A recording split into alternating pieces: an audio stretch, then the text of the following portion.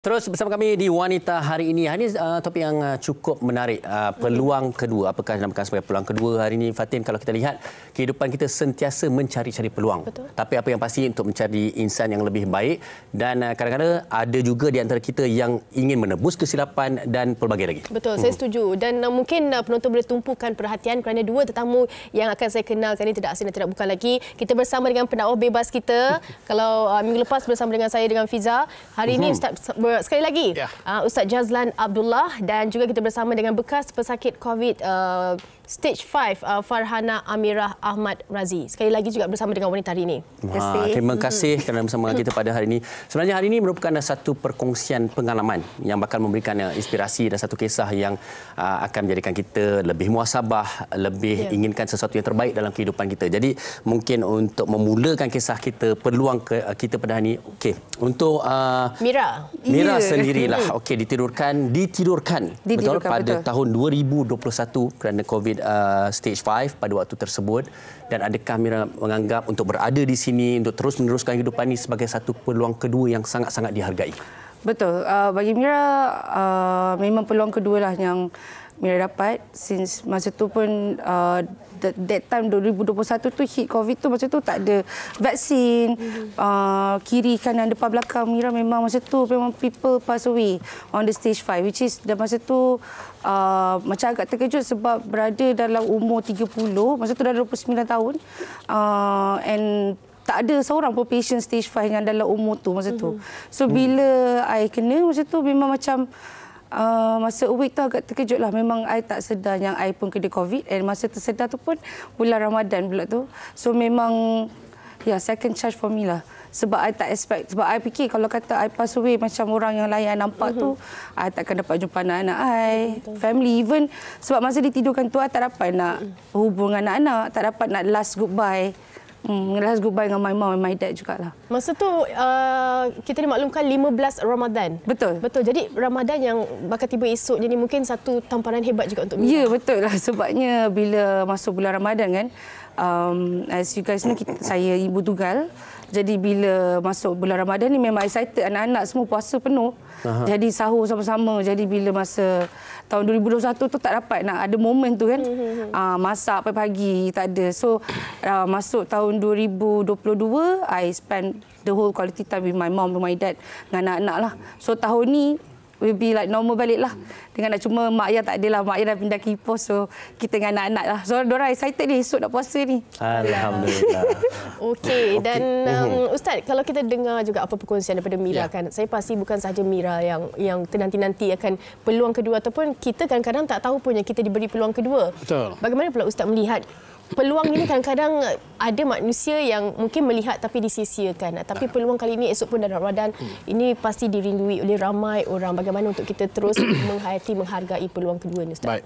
Bismillahirrahmanirrahim. Fatin, Fahrin, ya Allah. Bila sebut peluang kedua ni, kita banyak benda yang kita rasa. Mira ya. Okey. Allah sentiasa memberi kita banyak peluang. Sama ada kita nak ambil peluang tu ataupun tidak. Dan bila sebut peluang kedua ni, sebenarnya Allah beri kita ni peluang kedua sebenarnya untuk apa? Sebab Allah nak suruh kita jadi baik supaya kita dapat menjadi orang yang terlebih baik. Satu. Dan yang kedua, kita kena faham. Tadi saya dengar sampai stage 5 kan? Betul. Yeah. Sampai ditidurkan kan?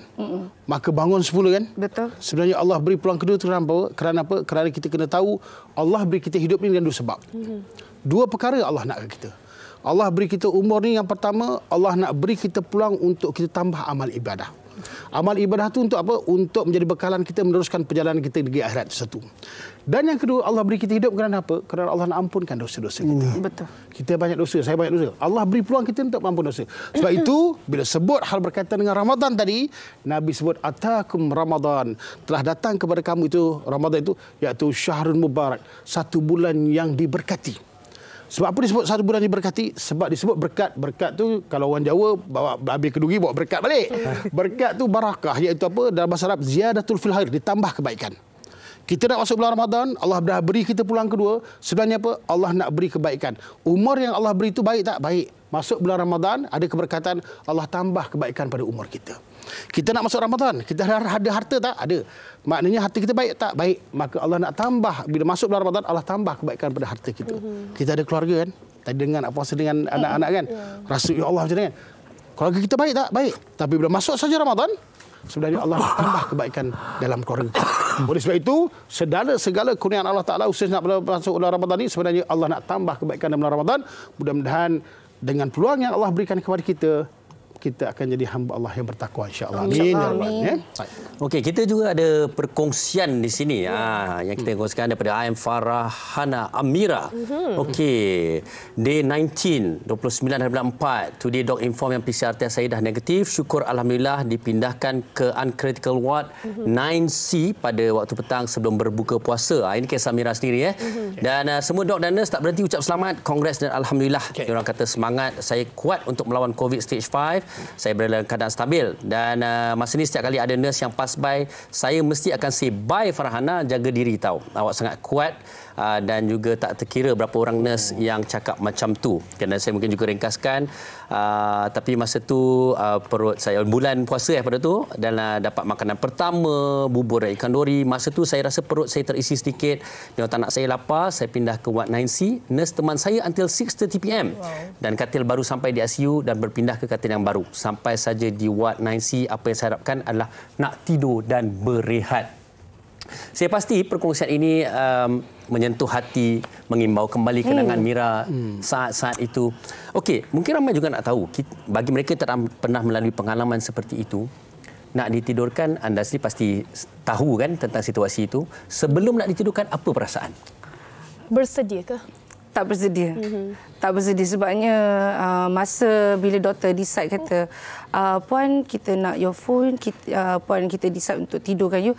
Masa tu apa yang saya punya, yang fikir dalam kepala otak saya tu is, ditidurkan, maybe nak stabilize the patient. Mungkin nak bagi saya rehat mungkin sehari dua, then I will be awake balik. Itu yang fikir masa waktu tu. Tapi rupa-rupanya dia ditidurkan tu dalam jangka masa yang sangat panjang. Dan situasi tu jadi lebih kritikal bila keadaan COVID tu dia tak settle down. I mean dekat lungs lagi teruk. So itu yang diorang terpaksa menyerapkan saya dalam masa 10 hari jugalah. So memang tak ready, tak expect macam tu. So memang tak ada dalam saya rasa diorang bagi tahu nak tidur tu dalam 5 minit, 10 minit kot rasanya. So I tak sempat nak call mama, tak sempat apa. And then tahu-tahu diorang kata suruh mengucap. Masa tu I tanya kenapa tak terfikir kenapa mengucap. Dia kata in case kalau ada apa-apa terjadi. Masa tu blank. Dan tadi kalau kita dengar Mira nak orang kata sambut Ramadan dengan anak-anak dan sebagainya, mungkin sebelum tidur tu anak-anak yang sebenarnya berada di fikiran. Masa tu fikir pergi hospital, macam ingat asma, bagi nebulizer, okey boleh balik. Sebab masa tu anak-anak dengan my mak angkat. So I fikir macam nak kena ambil anak-anak, so tomorrow lagi berapa hari nak puasa ni. So boleh balik. Tapi rupa-rupa kena stay. So bila just text to my mom, kata I kena ditidurkan. Masa tu dah memang risau. Sebab masa tu keluar berita orang yang ditidurkan semua pass away, stage 5. Dan after 2 days I ditidurkan, mama dapat call pada burn unit side. Dia kata, Puan, dia kata, Puan Farhana sekarang ni dalam keadaan kritikal. Kita boleh cakap sekarang ni dia punya 50-50 chances. So masa tu mama baru habis salam terakhir subuh. Waktu subuh masa tu diorang call, hospital call. So masa tu memang agak radat, tapi mama cakap kita kena redha, kita tahu Alung kuat. Macam itulah. Jadi tempoh masanya adalah 33 hari. Total lah. Tapi Fatin, sebenarnya saya kira saya nak mengajak penonton juga merasai situasi ini. Bayangkan kalau macam tu kita tak bersedia, kita tak dapat nak telefon keluarga kita tu ya. Kemudian sebelum ditidurkan, anda ada kemungkinan tak akan bangun lagi. Ya Allah, apa perasaan itu Ustaz? Seram. Sangat seram. Betul. Sebab tadi kalau kita bersama-sama dengan Mira pun waktu yang dikira 10 sampai untuk ditidurkan tu, dia pun berfikir macam-macam kan? I tanya doktor, macam mana ditidurkan tu? I tanya. Dia kata tak apa, kita akan masuk ubat. So start from now, you akan kiraan backwards. 10, 9 sampai 7. I tahu-tahu gone. I terus total zero, tak ada apa. Oh, saya sebenarnya tak boleh nak bayangkan sebenarnya. Tapi alhamdulillah anda terus bersama dengan kita pada hari ini. Okey, tapi Ustaz, ini satu pengalaman yang saya kira tak semua orang dapat rasai. Betul. Okey, mungkin ada orang caranya merasai satu keadaan ataupun mungkin musibah, tragedi itu berbeza-beza. Tapi kita nak juga mungkin menegur sedikit bagi mereka yang dah melalui adanya peluang-peluang begini tapi tidak mengambil peluang itu untuk menjadi insan yang lebih baik. Betul. Tak menginsafkan, tidak muhasabah. Macam mana Ustaz? Itulah sebenarnya Allah nak datangkan kepada kita cara berfikir ni, kadang-kadang Allah beri kita ujian. Ujian tu Allah datang kepada kita untuk apa? Untuk ketuk hati kita, untuk kita berfikir. Tapi kadang-kadang ramai juga orang lupa. Tak rasa apa pun. Nasib baik aku. Nasib baik aku hidup. Nasib baik. Betul. Tapi apabila kalau kita lihat hal kehidupan ni, apabila kita dapat satu nikmat yang Allah berikan kepada kita, daripada kesusahan digantikan dengan segala kebaikan, daripada kekurangan Allah cukupkan, maka kalau kita lafazkan benda itu dengan sifat bersyukur, dengan lafaz alhamdulillah, maka ini yang kita dapat. Betul. Ini yang kita rasa, alhamdulillah syukur dapat lagi peluang kedua. Itu beza, nasib baik. Kan beza tu. Bila kita jadi orang bersyukur, Allah sebut la in syakartum la azidanakum. Engkau bersyukur, aku tambah nikmat. Nikmat tu kita dapat, oh ya Allah, dapat lagi aku peluang kedua ni. Ya Allah, nak masuk bulan Ramadan ya Allah. Bulan ni bulan Allah perintahkan kita puasa. Dapat puasa kan? Lepas tu kita lepas bulan ni bulan Quran, dapat baca Quran. Ya Allah, bulan ni bulan bersedekah, kita buat sedekah. Bulan ni bulan keampunan, kita memang harap keampunan Allah Taala. Bulan ni disebut apa? Bulan berkaitan dengan apa? Bulan simpati, kita simpati. Bulan berdoa, dapat berdoa. Bulan zikir, dapat berzikir. Bulan yang paling hebat iaitu apa? Allah nak beri malam Lailatul Qadar. Ini peluang. Tapi andainya kita dapat satu perkara itu atau dapat peluang kedua itu, tidak melafazkan perkataan alhamdulillah, bab bersyukur, maka tak ada apa-apa. Apa? Betul. Okey, tadi alhamdulillah, alhamdulillah syukur. Mak tadi apa bangun apa solat, lepas dia dapat ya Allah macam mana? Semua munajat kepada Allah Taala. Dia bangun balik, apa dia fikir? Oh ya Allah syukur dapat nak ambil Ramadan, nak jalan Ramadan dengan anak-anak. Tengok macam mana? Sebab lafaz bersyukur. Tapi kalau kita tak ada bersyukur, macam mana? Nasib baik, babe. Nasib baik tak mati. Dia macam merasa itu satu kebetulan. Bukan takdir Allah sebenarnya. Bukan satu kurniaan dan rahmat daripada Taala. Itu dia. Okey, dan kalau kita dengar itu kisah Mira. Betul. Mungkin kisah penonton di luar sana, mungkin kadang-kadang mereka kehilangan orang yang mereka sayang. Dan seterusnya, mungkin itu juga peluang kedua mereka untuk mereka lebih menghargai orang di sekeliling dan juga berbuat baik. Tapi kejap lagi kita akan tanyakan kepada Ustaz. Sebelum itu kita nak dengar juga kata orang ramai berkenaan dengan topik kita hari ini. Selepas ini. Kita dengar. Sebenarnya dalam proses nak masuk Ramadan baru ni, saya kehilangan nenek saudara yang sangat dekat dengan saya 3 hari dalam tempoh nak masuk Ramadan. Jadi dalam keadaan yang sama, Masya Allah, saya uruskan solat jenazah untuk dia, talqinkan dia dan selesaikan sampai ke saat terakhir ke liang lahat. Tapi dalam masa yang sama, saya cuba insafi. Sebenarnya Allah Ta'ala sayang dia. Allah Ta'ala memang bagi dia meninggal dulu dalam bulan Syaban yang mulia. Tapi Allah Ta'ala tak panjangkan usia dia untuk masuk bulan Ramadan. Jadi kita yang Allah Ta'ala bagi panjang umur ni, hargai betul-betul. Sebab kita tak tahu bila Ramadan berakhir untuk kita. Dan saya sendiri, saya rasa Alhamdulillah Allah sentiasa bagi saya peluang baru. Dan tahun ini insya-Allah mudah-mudahan ini juga peluang baru untuk saya untuk minta maaf atas dosa saya pada Allah Ta'ala. Saya percaya yang setiap manusia itu ada peluang kedua. Setiap manusia itu diberikan Allah untuk merasa perbaharuan dalam hidup dia. Yang penting kita kena usaha. Dan saya harap saya bertemu bulan puasa pada bulan ini, pada tahun ini, dengan harapan saya dapat perbaiki diri saya daripada masa ke semasa. Maksud ataupun definisi peluang kedua bagi saya adalah memaafkan, start new and start fresh. Sebab dulu saya rasa saya takkan bagi any second chance dekat siapa pun.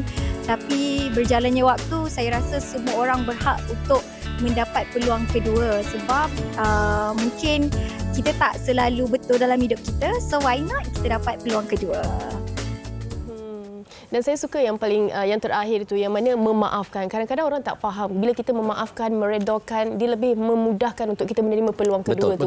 Berbalik kepada soalan saya sebelum Ustaz, kalau kita mungkin kehilangan orang yang kita sayang, ahli keluarga dan sebagainya, untuk kita meneruskan kehidupan itu juga merupakan peluang kedua, Ustaz, kan? Bagaimana untuk kita meletakkan situasi kita untuk kita lebih bagus, lebih baik dan lebih orang kata bersama menghargai keluarga kita. Baik, bismillahirrahmanirrahim.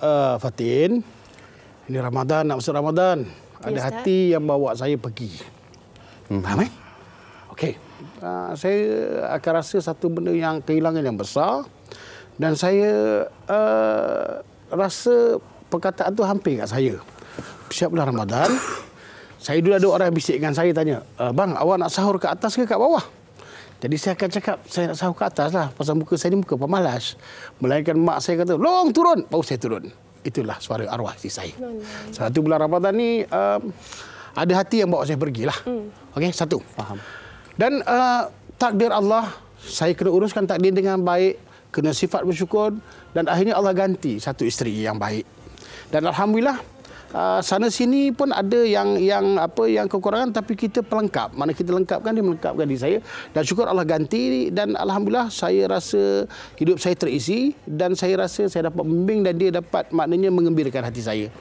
Sebab itu bila sebut tadi, ujian datang, kadang-kadang kita tak boleh angkat. Kita tak boleh angkat. Sebab kalau kita nak marah takdir tak boleh. Sebab itulah ujian datang. Macam mana sifat kita? Kita nak lawan gelombang, kita akan karam. Kita nak lawan gelombang, kita akan karam. Tapi ingat Allah Ta'ala beritahu kepada kita, ingat laut tu ada waktu tenangnya. Kita kena tenang. Ketenangan tu datang daripada Allah Ta'ala. Hadiah daripada Allah Ta'ala. Falsafah pula. Allah Ta'ala. Jadi maknanya kita kena syukur, redha dan uruskan kehidupan kita dengan baik. InsyaAllah Allah akan ganti yang baik dalam kehidupan kita ini. Tapi jangan lupa, kan, hati ini tetap dibawa pergi. Dan yang datang tu untuk menyempurnakan kehidupan. Dan mudah-mudahan kehidupan ini Allah redha lah. Itu saja. Saya sampai tak terkata apa. Saya pasti dalam senyuman Ustaz sendiri pastinya satu yang mendalam di dalam hatinya. Ya, satu kenangan yang cukup hebat lebih-lebih lagi dalam bulan Ramadan yang bakal datang ini. Mira, saya pasti ramai juga ingin tahulah. Okey, tadi kita dah kisah sebelum ditidurkan. Okey, kemudian bila mula-mula sedar dan diberitahu dah tidur dalam tempoh yang agak lama. Apa perasaan Mira? Sebab Mira bangun terkejut sebenarnya. Mira bangun sendiri. Okey. Masa tu tak ada orang, tak ada nurse yang wearing PPE pun tak ada. Sepatutnya jangkaan Mira akan awake pada 28 bulan 4. Tetapi Mira bangun pada 27 bulan 4 pukul 4 pagi.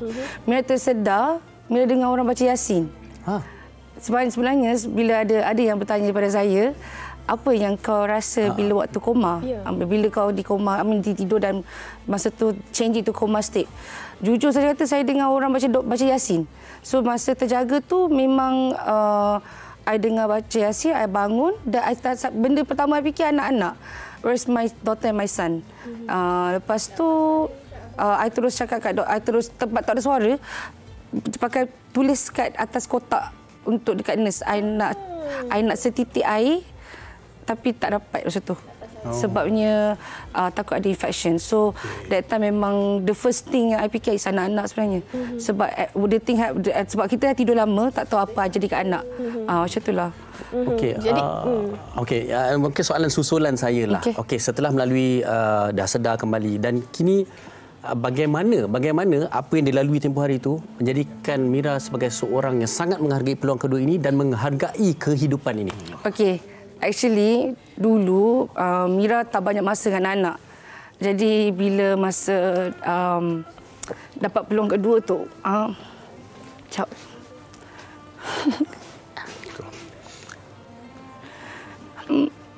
ya, mungkin kalau menyentuh mengenai isu anak kan, memang habiskan waktu lepas away pada COVID tu memang I habiskan waktu saya dengan anak. Setahun. I tak bekerja. I spend the whole time dengan anak-anak. Hantar pergi sekolah. Everything yang diorang. Sorry. Adakah mungkin itu yang Mira rasa yang sebenarnya tidak dilakukan sebelum itu? Dan sebenarnya satu benda yang paling utamanya I fikir masa I awake tu pun sebab I rasa Allah bagi peringatan I kurang masa dengan anak-anak. I kurang. I busy kerja, I busy dengan works. I bagi anak-anak spend the quality time dengan my parents. So Sabtu Ahad dulu kerja. So bila dah kena COVID, awake. So masa tu I decide this is the time. I kena settle down everything. So spend the whole time dengan anak-anak lah. Memang full dengan anak-anak setahun. Bagi dia orang puas. Alhamdulillah. Macam ganti balik semua benda lah. Tapi menarik juga tadi saya sempat sembang dengan Mira. The moment yang mana Mira I surprisekan dia orang. Masa dapat discharge, balik tu mama kata bagi take a rest dulu 2 hari. So hari Jumaat baru surprisekan diorang. So I nyurup belakang kereta. Tapi diorang masuk kereta, diorang nampak I. Mama balik. Mama dah balik ke? Mama dah bangun. Ya.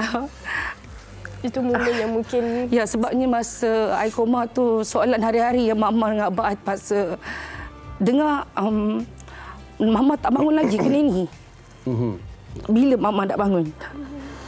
Ini sebenarnya satu anugerah saya rasa. Betul. Sebenarnya. Satu ketukan hati yang mana ini mengeratkan dan menjadikan kehidupan Mira lebih indah sebenarnya, Fatin.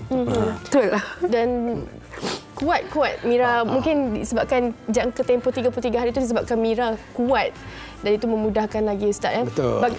Bagaimana pula Ustaz kalau mungkin kata-kata Ustaz untuk Mira, untuk mereka di luar sana, untuk mereka kuat, kalaulah sekiranya diberi peluang kedua, tak kira apa juga situasi pun Ustaz, untuk kita terus menghargai, untuk kita terus membuat kebaikan. Dan juga Ustaz, bulan Ramadan ini merupakan antara titik tolak terbaik untuk kita semua. Baik, bismillahirrahmanirrahim. Satu, saya nak sebut.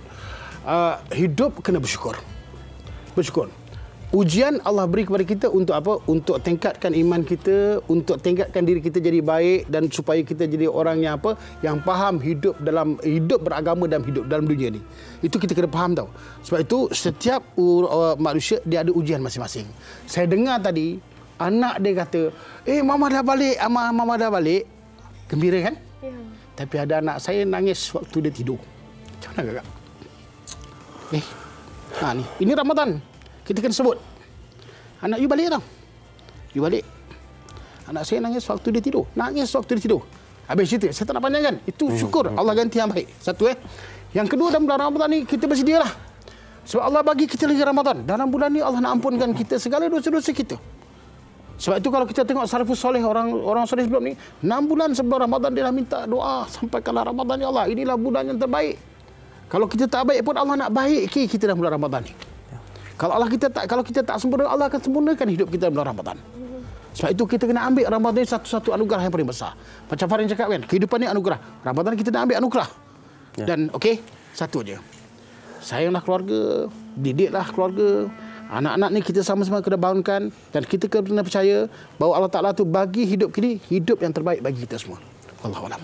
Allahu Akbar. Okey, Ustaz, sebelum kita menutup topik perbincangan kita pada hari ini, kita ingin juga terlebih dahulu mendengar kata-kata daripada Mira sendirilah. Bagaimana untuk menasihatkan, berkongsi inspirasi untuk mereka menghargai setiap peluang yang datang dalam kehidupan kita. Mira, kalau pada Mira, apa yang Mira buat, Mira teruskan hidup. Apa yang buat Mira bahagia, I will just go on. Sayang keluarga, make sure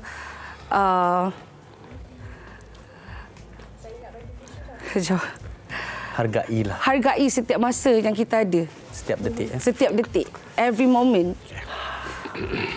Kalau boleh setiap moment tu rakam. Record every moment. Baik, terima kasih Mira. Dan pastinya kita nak membuka Ramadan kita dengan kebaikan, Ustaz. Kan mungkin kalau Ustaz boleh doa dan kita aminkan ramai penonton. Termasuk satu, saya nak kongsi ramai-ramai doa ni kita baca sama-sama dan penonton boleh baca sama-sama sebab ini doa salafus soleh, orang-orang soleh sebelum masuk bulan Ramadan. Jadi kita baca sama-sama dan mendapat keberkatan bulan Ramadan ni. Baik, bismillahirrahmanirrahim. Ikut. Bismillahirrahmanirrahim. Bismillahirrahmanirrahim. Allahumma sallimni li Ramadan. Li Ramadan. Wassallim Ramadan li. wa tasallamhu minni mutaqabbalah. Amin. Yang bermaksud, ya Allah Tuhanku, berilah kesempurnaan, keselamatan kepadaku untuk menghadapi Ramadan. Ya Allah Tuhanku, berikanlah kesempurnaan Ramadan untukku dan terimalah segala amalanku di dalam bulan Ramadan. Mudah-mudahan kita dapat berdoa ni seperti mana orang salafus salih berdoa, Allah sempurnakan Ramadan kita pada tahun ini. Mudah-mudahan kita semua diberkati oleh Allah Ta'ala, diberi sifat takwa dan diberi keampunan. Amin ya rabbal alamin. Dan mudah-mudahan diri kita dan diri orang di sekeliling kita dan hidup kita akan jadi insya-Allah bertambah baik dengan keberkatan Ramadan. Wallahu a'lam. Amin amin alamin. Baik, Ustaz, sekali lagi kami di Wanita ini mengucapkan terima kasih kepada Ustaz Jazlan dan juga Amirah kerana bersama dengan kita pada ini berkongsi satu kisah yang kita harap menjadikan kita insan lebih baik, inspirasi dan juga terus bermuhasabah. Amin. InsyaAllah. Selamat berpuasa, Ustaz. Selamat puasa, selamat puasa. Dan terima kasih kita nak ucapkan juga kepada penonton. Kita tak sempat nak baca komen-komen anda. Kejap lagi insyaAllah kita akan bacakan. Tapi sebelum itu kita nak berehat seketika. Kembali selepas ini. Amin ya rabbal alamin.